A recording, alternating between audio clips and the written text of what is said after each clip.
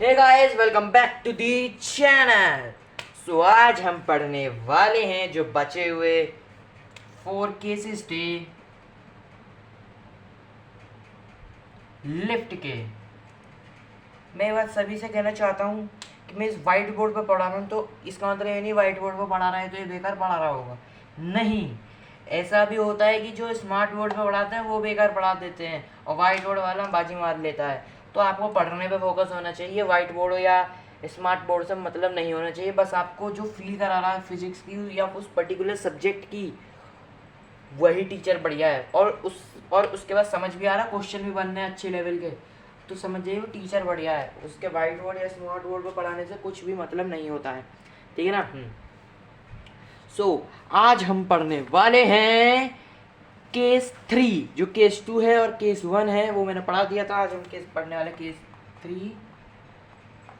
Case 3 कहता है, जब भी when lift is moving upward with acceleration a, क्या when lift moving upward, नहीं, इससे पहले एक बेसिक कॉन्सेप्ट बताता हूँ, क्योंकि अगर वो नहीं बताया तो 6 केसेस में जब आप पढ़ लोगे तो आपको एक कन्फ्यूज़न होगा। क्या है वो ये है, देखिए यहाँ पे इस वाले बोर्ड पे देखिए कि हमारे पहले और दूसरे केसेस में, दोनों केसों में एक्सेलरेशन 0 था, इसलिए हम r माइनस एम जी भी लिख सकते थे, एम जी माइनस आर भी लिख सकते थे। आर और इक्वल एम जी आता ही आता, क्योंकि वो 0 था तो एम 0 हो जाता, तो हम दूसरी साइड लेके काम कर लेते। बट इन बाकी बचे हुए 4 केसों में एक्सेलरेशन 0 नहीं है, तो आप ऐसे नहीं ले सकते। उसमें आपको कंडीशन के हिसाब से लेना है। अगर अपवर्ड जाना है तो क्या लेना है, डाउनवर्ड जाना है तो क्या लेना है। तो मैं एक बेसिक चीज़ बता देता हूँ, जब भी लिफ्ट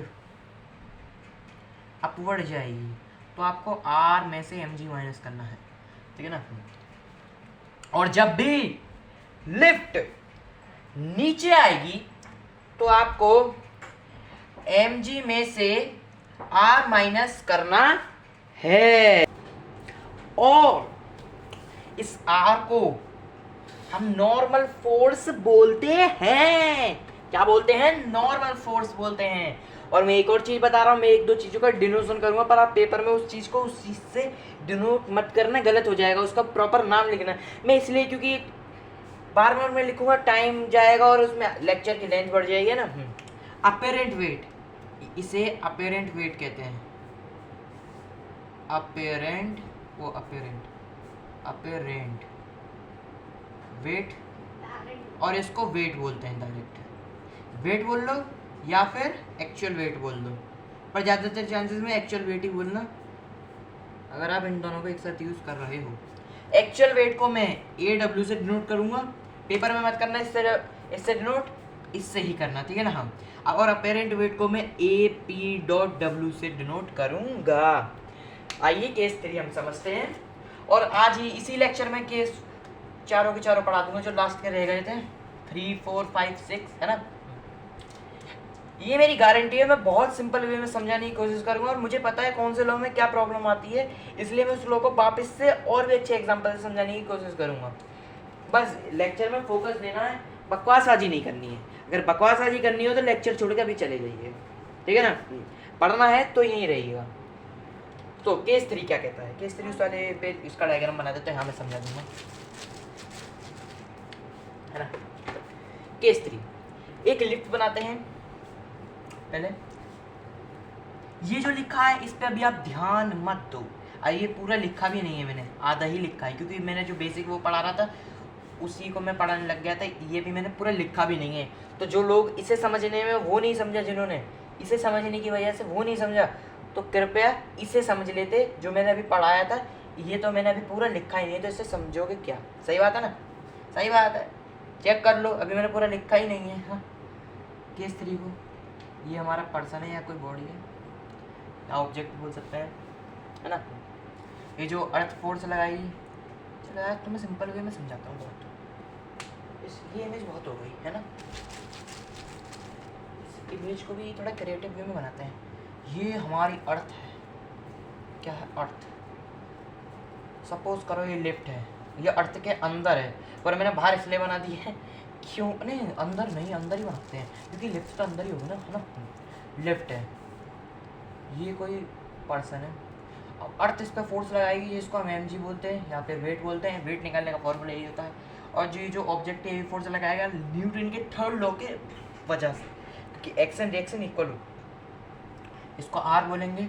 और इस आर को नॉर्मल फोर्स बोलते हैं। मैंने 2-3 बार बता दिया है, भूलना मत। जो चीज़ें मैं बोल रहा हूँ उन चीज़ों को बाकायदा अपने नोट्स में लिखिए, और जो मैं लिख रहा हूँ वो तो लिखना ही पड़ेगा। मैं ऐसी चीज़ें जो मैं अपने मुंह से बोल दूंगा और लिखूंगा नहीं है, पर वो इम्पोर्टेंट होगा, है ना, तो इसलिए आपको लिखना सब कुछ है। अब इसे लिखते हैं, when lift moving upward with acceleration A. क्या मतलब हुआ, इसमें कह रहा है क्या होगा अपेरेंट वेट, और इसमें लिखा नहीं है, इस पूरी का मतलब मैं बता रहा हूँ। क्या होगा जब लिफ्ट ऊपर जाएगी किसी एक्सेलरेशन ए की, कोई भी एक्सेलरेशन जो है ये ए कोई भी वैल्यू हो सकती है, पर ये वैल्यू पता नहीं है इसलिए हमने ए लिख दिया है इसमें, है ना। ऊपर जा रही है तो इसमें हमें ये पता चलेगा इस केस 3 में, अगर कोई ऑब्जेक्ट ऊपर जा रहा है और उसका एक्सेलरेशन ए, मतलब कुछ भी एक्सेलरेशन है हमें पता नहीं, इसलिए हमने ए लिख लिया है, अपवर्ड जा रहा है, तो उसका जो अपेरेंट वेट है, अपेरेंट वेट और एक्चुअल वेट इक्वल होंगे, या फिर अपेरेंट वेट बड़ा होगा या फिर एक्चुअल वेट बड़ा होगा, ये चीज़ें हम देखेंगे, या फिर इनमें से कोई ज़ीरो होगा। क्या होगा, ज़ीरो। तो इस चीज़ को हम इन लॉ से समझ रहे हैं। उन पहले 2 लॉ में हमने समझा था कि ये दोनों इक्वल हैं, तो अब इन 4 लॉ में तो इक्वल नहीं होगा। अब इन बचे हुए 4 लॉ में हम इन तीनों में से किसी एक चीज़ को देखेंगे, ठीक है। चलिए स्टार्ट करते हैं। फोर्स नेट निकालना है मैं ना, फोर्स नेट निकालने का मैंने फॉर्मूला बताया। अगर ऑब्जेक्ट अपवर्ड जाएगा तो आर माइनस एम जी लिखेंगे, और अगर ऑब्जेक्ट डाउनवर्ड जाएगा तो एम जी माइनस आर लिखेंगे। तो चलिए फोर्स नेट निकाल लेते हैं, नेट फोर्स निकाल लेते हैं, मतलब कि तो अपवर्ड जा रहा है ना, तो आर में से एम जी माइनस करना पड़ेगा। फोर्स का फॉर्मूला एम ए होता है, एम इंटू ए होता है, आर माइनस एम जी होता है ना। एक्सेलरेशन क्या है, एक्सेलरेशन तो भैया ए दे रखा है, चलिए ए लगा देते हैं, हमें वैल्यू नहीं पता थी ना, इसलिए हमने ए लगा दिया है, ए लग गया, और ए हमने ऐसे लिख दिया है आर माइनस एम जी, और इसको एम को इधर ले जाते हैं, एम ए प्लस का एम जी आर।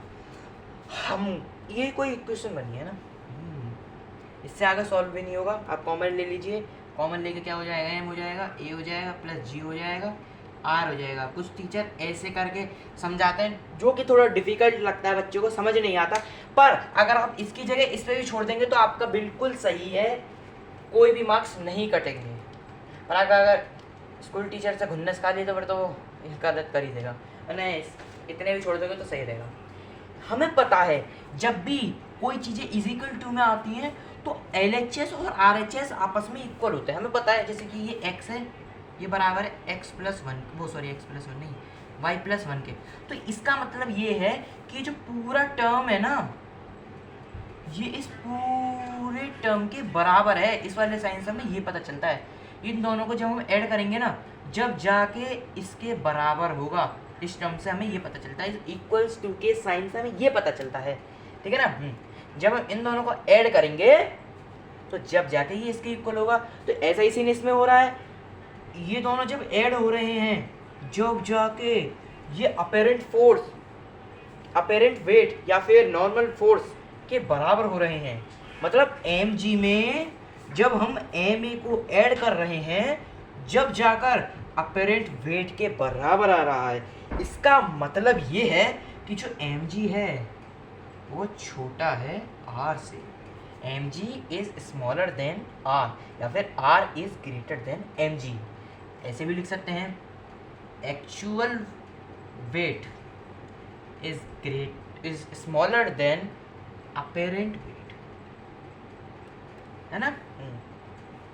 यही केस 3 बताता है कि जब भी ये तो एक्सप्रेशन से पता चला है कि ऐसा होता है कि केस 3 में अगर ऐसा फॉर्मूला आता है तो इससे ही पता चलेगा कि जो r है वो mg से छोटा नहीं बड़ा है, क्योंकि mg में जब m मिल रहा है जब जाके r के बराबर आ रहा है। हमें पता है इक्वल में जब होता है तो आप एक LHS RHS इक्वल होता है, पर इसमें LHS जब इक्वल है जब एक चीज ऐड कर रहे हैं मतलब कि mg छोटा है ना। पर अगर हम रियल लाइफ में इस केस से कुछ समझे तो क्या समझ आएगा, इस केस से हमें ये समझ आएगा कि जैसे ये लिफ्ट है, इस लिफ्ट इससे समझ नहीं आएगा, सिंगल सेपरेट इमेज बना देते हो। जैसे कि ये लिफ्ट है, ये पर्सन है, जब भी ऊपर जाएगा ना अपवर्ड जाएगा, तो जो इसका वेट है ना, अगर एक्चुअल वेट इसका 10 किलो है तो 10.31 kg हो सकता है, मतलब कि अपरेंट वेट इसका चेंज हो सकता है। इसकी जो आर की वैल्यू है ऊपर जाने में बढ़ सकती है, जिससे जो इसका वेट है वो बढ़ जाएगा। कौन सा वेट? अपेरेंट वेट इसका बढ़ जाएगा, पर एक्चुअल वेट वही का वही रहेगा। इस केस से हमें केस 3 से ये समझ आता है कि जब भी कोई ऑब्जेक्ट ऊपर की साइड जाएगा जो उसका वेट है वो बढ़ जाएगा। कौन सा वेट? एक्चुअल वेट नहीं, मन में आया होगा ना एक्चुअल वेट, पर वो नहीं, अपेरेंट वेट। ठीक है ना? आइए केस 3 पढ़ते नहीं, केस 3 पढ़ लिया ना। मैंने बहुत ही ज़्यादा सिंपल वे में समझाने की कोशिश करी और इसलिए मैंने एक एक चीज़ को 10-10 बार रिपीट कर रहा हूँ। 10-10 बार तो नहीं करा होगा, पर हाँ 6-7 बार तो करा ही होगा ना, वो भी बहुत बड़ी बात है। इसे ही समझाने में मैंने कम से कम 5-10 मिनट तो ले लिए होंगे शायद, है ना।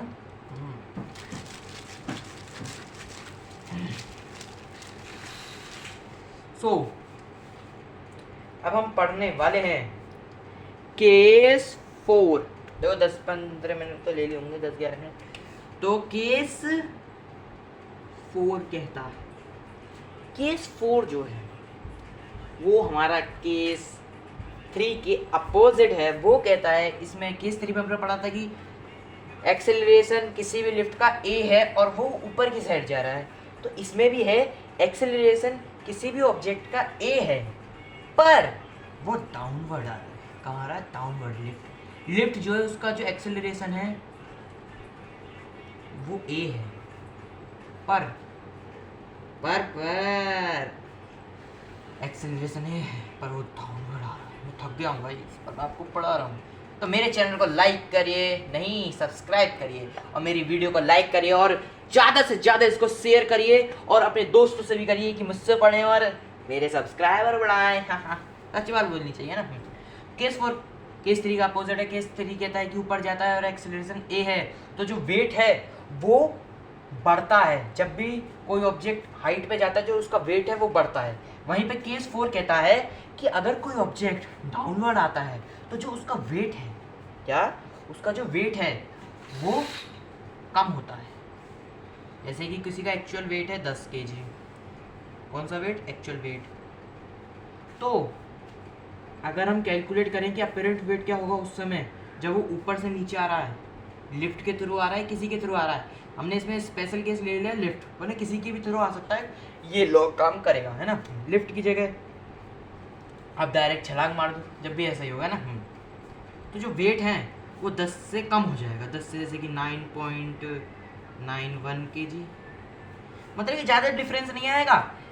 10 से 15 ग्राम अगर मैं एक फिक्स वैल्यू के हिसाब से, वैसे इसकी कोई फिक्स वैल्यू नहीं है, पर मैंने बहुत ज़्यादा डिजिट को एनालाइज करा और फिर मैंने अपने पास से बताया कि 10 से 15 ग्राम ज़्यादातर चांसेस में वेट कम होता है या फिर बढ़ता है जब आप हाइट पर जाते हो, और जब कम होता है जब आप नीचे आते हो, है ना।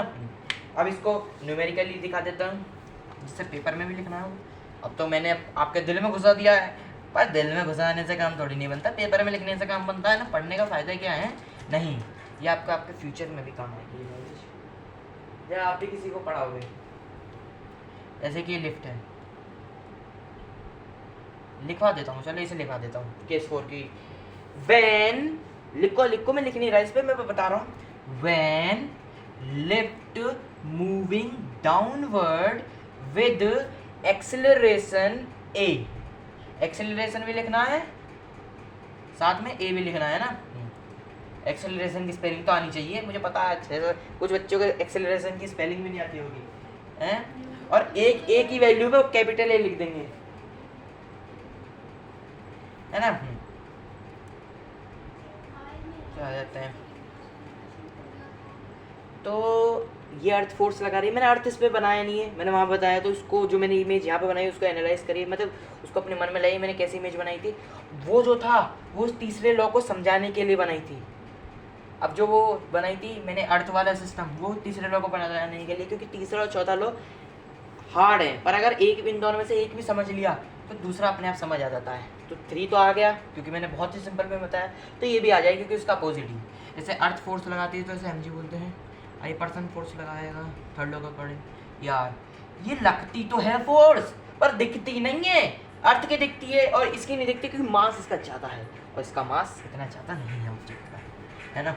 नेट फोर्स निकालते हैं, Fn, अब लोग माइनस mg। अब जिन्होंने मेरी बात बहुत ध्यान से सुनी होगी उन्होंने बोला होगा कि मैंने बोला था कि अगर ऑब्जेक्ट ऊपर की साइड जाएगा जब जाके r माइनस एम जी होता है, पर जब डाउनवर्ड आएगा तीसरे चौथे पाँचवें लॉ पाँचवें और छठवें में केसेस में जब ऐसे नहीं लिख सकते, आपको कंडीशन के हिसाब से लिखना होगा, थर्ड में फोर्थ में फिफ्थ में सिक्स्थ में केसेस में, तो आपको कंडीशन के हिसाब से लिखना है। पर मैंने तो अपवर्ड वाला लिख दिया पर ये डाउनवर्ड वाला है, नहीं है, तो ये गलत मैंने लिखा है। डाउनवर्ड वाला है mg minus R, mg minus R. और मैं गारंटी से कह सकता हूँ आधे से ज़्यादा बच्चे जो देख रहे हैं उन्होंने मेरा r माइनस एम जी को सही मान लिया होगा क्योंकि मेरी बात नहीं सुनी होगी। पर 99 पॉइंट में से 100% में से 99 ने ऐसा करा, पर 1% ने बोला होगा कि मैंने गलत लिखा मेरी, क्योंकि उन्होंने बात बहुत ध्यान से सुनी। एम जी का फोर्स का फॉर्मूला नेट फोर्स ने निकाल लिया ना, तो ऐसे निकालिए क्योंकि डाउनवर्ड आ रहा है, लिफ्ट कहाँ आ रही है, डाउनवर्ड आ रही है, एक्सेलरेशन ए से, है ना। सेम ऐसी इमेज बनाना, और जो मैंने अर्थ वाली बनाई थी ना उस वाली को बना सकते हो पेपर में, उससे भी मार्क्स आएगा, और जो मैंने नीचे बनाई थी उसे भी बना सकते हो, है ना। कोई भी बना लेना, पर पेपर में इतना टाइम नहीं होता तो अर्थ में थोड़ा टाइम लग जाएगा, पर इसे बना लेना, ठीक है ना। इसका formula m into a is equal to M G minus R. यार जो माइनस में उसको इधर लेके जाएंगे पॉजिटिव में कन्वर्ट करना है, ये तो सिंपल है, m plus R is equal to M G. और इसमें भी हमें एक चीज़ पता चल रही है, क्या चीज़ पता चल रही है, बताओ जल्दी बताओ जल्दी, अरे क्या चीज़ पता चल रही है, अरे बताओ ना।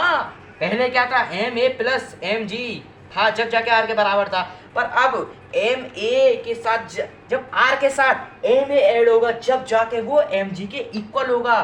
तो इससे हम एक कंक्लूजन लगा सकते हैं, जब भी ऑब्जेक्ट डाउनवर्ड आएगा जो वेट है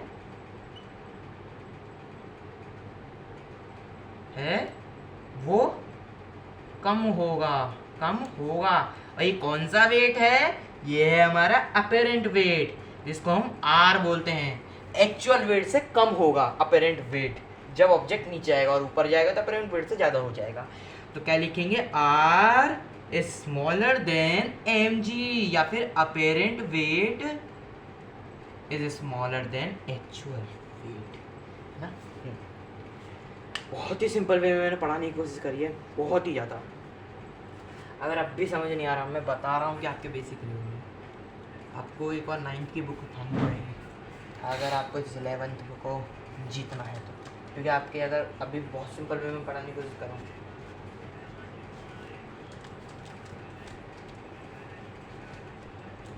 है ना। केस 3 नहीं, केस 4 नहीं, केस 5, केस 3 और केस 4 को हमने जीत लिया है, और अब हम फतेह करने वाले हैं केस 5 को। फिर उसके बाद 6 को, मतलब 5 उंगली है, इसे तो लगाना पड़ेगा, इसे नहीं लगाऊंगा और क्या, इसे ऐसे बना दूंगा 6 उंगली, पागल है यार, है ना। तो केस 5 क्या कहता है, केस 5 कहता है when lift moving downward with acceleration g। अब उसका मतलब क्या है, मैं यहाँ लिखो केस 5 की वो हेडिंग, केस 5 की हेडिंग लिखो, जल्दी पेन उठाओ, कॉपी उठाओ, कॉपी नहीं उठा रहे, अबे थप्पड़ मारूंगा कुत्ता, क्या पागलपंती कर रहे हो ये तुम। कॉपी उठाओ और पेन उठाओ, लिखो when lift moving downward with acceleration g, इसको हम एक और नाम देते हैं, क्या कहते हैं इसे हम कहते हैं, नहीं अभी नहीं बता रहा, लास्ट में बताऊंगा ना।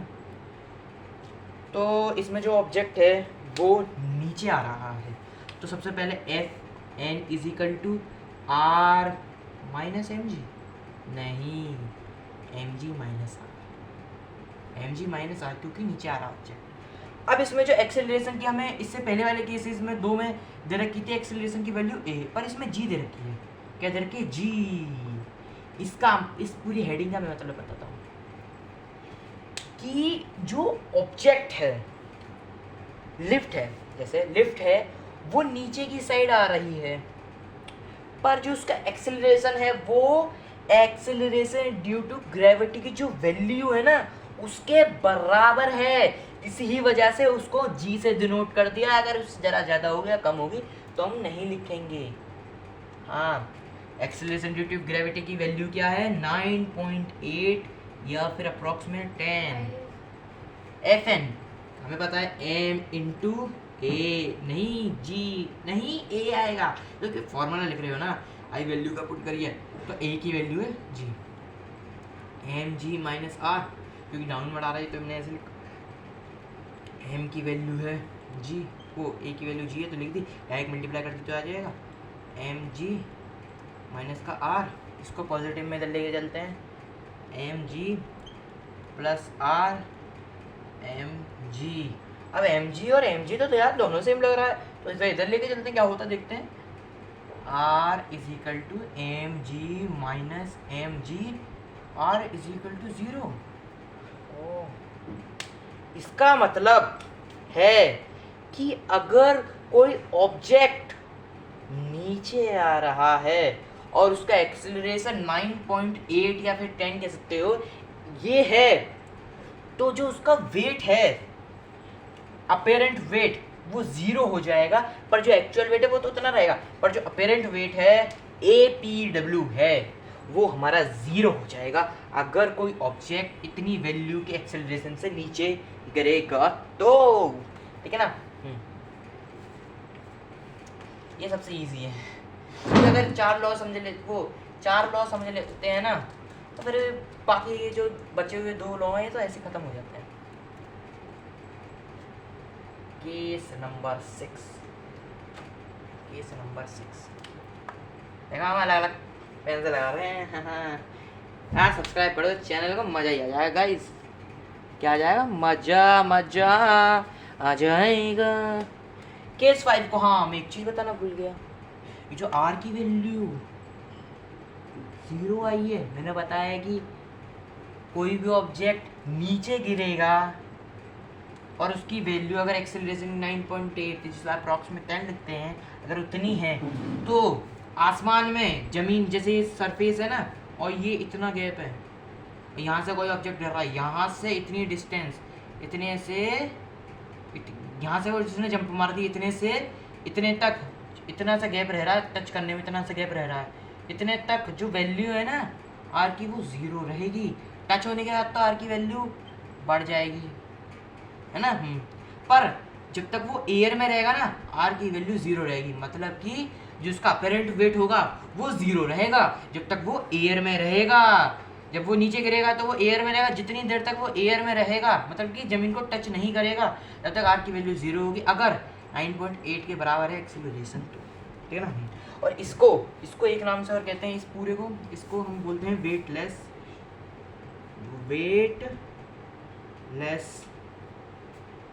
बोलते हैं इसको, क्योंकि इसमें वेट लगता ही नहीं है तो इसलिए हमने वेटलेस बोल दिया है ना। केस 6 में थोड़ा सा अच्छा अलग है, थोड़ा सा समझते हैं, हल्का सा, बहुत हल्का सा, पर ये समझ में आ जाएगा, थोड़ा हल्का सा डिफरेंट है ना। केस 6 हमारा इसमें कहता है when lift moving downward in which the acceleration is greater than g, क्या इसमें मैं लिख देता हूँ, समझ में नहीं आया होगा, when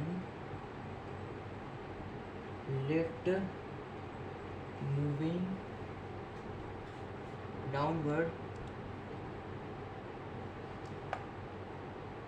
when lift moving downward in which acceleration is greater than g, इसको हम शॉर्ट में लिख सकते हैं a is greater than g। तो इसमें ये बोलना चाह रहा है कि लिफ्ट जो है वो नीचे जा रही है ना। बनाते हैं, चलिए। लिफ्ट जो है वो नीचे जा रही है, लिफ्ट जो है वो नीचे जा रही है, पर जो एक्सेलरेशन की जो वैल्यू है ना वो 9.8 से बड़ी है, यानी g की वैल्यू है ना 9.8, यानी 9.8 से g से बड़ी है, मतलब कि 9.8 से बड़ी है। देखिए मैं समझाता हूँ, जो a g से बड़ा है मतलब कि